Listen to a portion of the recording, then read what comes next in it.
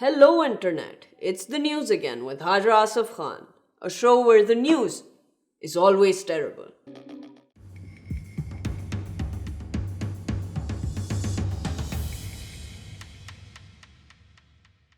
Gen Z is worried about looking old.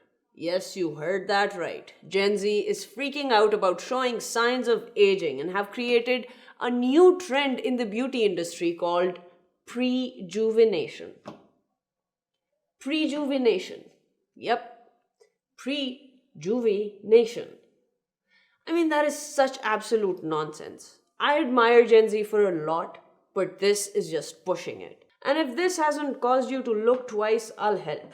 You know how when people start looking older, they go for certain remedies and treatments that rejuvenate the skin? Re as in again, and juvenate as in a derivative of juvenile, which means to make young. And that makes sense to my millennial brain. But prejuvenate?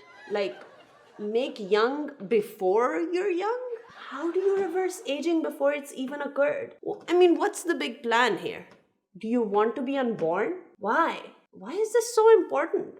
And more importantly, why is the spectrum of Gen Z concerns so irrationally and erratically scattered? Is it because you were born into a climate time bomb and you want to reverse that? Fight for climate justice, fam. Do what Greta is doing. Stop trying to prejuvenate yourselves. You're barely even juvenated to begin with. Moving on to less pressing issues. President Joe Biden has stated that the US's close ally Israel is losing international support over its bombing of Gaza. To which Netanyahu responded, "Well, you guys threw nukes at Japan." To which Biden responded, "Well, yes, but we also lost the war in Afghanistan. So joke's on you." But the joke is on all of us, isn't it?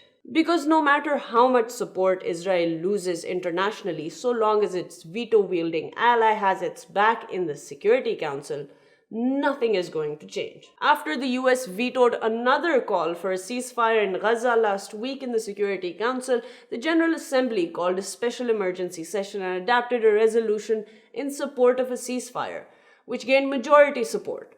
And the US rejected that too. But since General Assembly resolutions are non-binding, the issue remains in limbo, as Gaza continues to face indiscriminate bombing and alarming displays of undignified treatment of Palestinians.